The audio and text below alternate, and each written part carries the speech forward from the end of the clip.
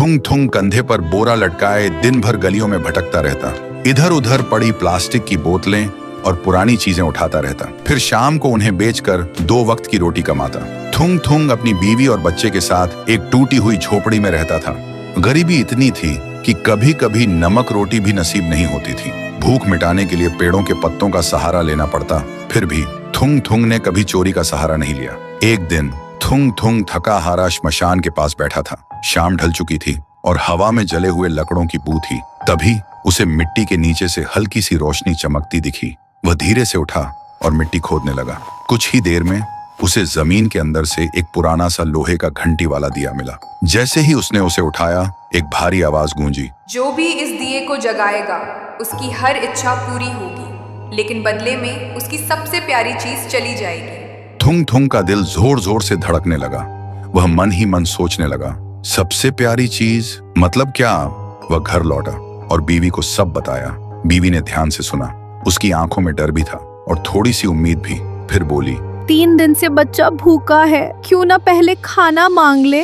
थुंग थुंग ने कांपते हाथों से दिया जलाया और धीरे से बोला, हे दिए, मेरे भूखे बच्चे के लिए अनाज दे दो, बस पेट भर खाना दे दो। अचानक पूरी झोपड़ी अनाज और रोटियों से भर गई। बीवी खुशी से रो पड़ी। लेकिन उसी रात थुंग थुंग ने देखा उसका बच्चा चुपचाप कोने में बैठा है और उसे पहचान नहीं रहा। सुबह तक बेटा उसका नाम भूल चुका था।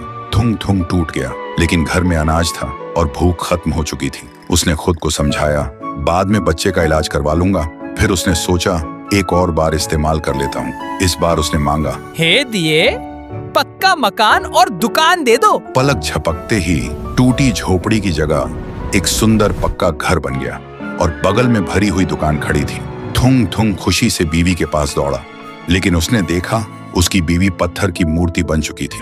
थुंग थुंग चीखता रहा, रोता रहा और कोने में रखा वह दिया हंसता रहा, क्योंकि शर्त वही थी, हर बार सबसे प्यारी चीज खोना। अब थुंग थुंग के पास बड़ा घर था, पर वह पूरी तरह अकेला पड़ गया था। वह रोते हुए पत्थर बनी बीवी को गले लगाकर बोला, मुझे ये अमीरी जिंदगी नहीं चाहिए।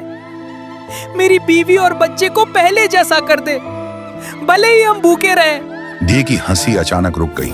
एक तेज रोशनी हुई। जब रोशनी हटी, न पक्का घर था न अनाज का ढेर। फिर वही पुरानी टूटी हुई झोपड़ी थी, लेकिन सामने उसका बच्चा खेल रहा था और बीवी मुस्कुरा रही थी। थुंग थुंग ने सुकून की सांस ली और उस मनहूस दिए को वापस श्मशान ले जाकर मिट्टी में हमेशा हमेशा के लिए दफना दिया।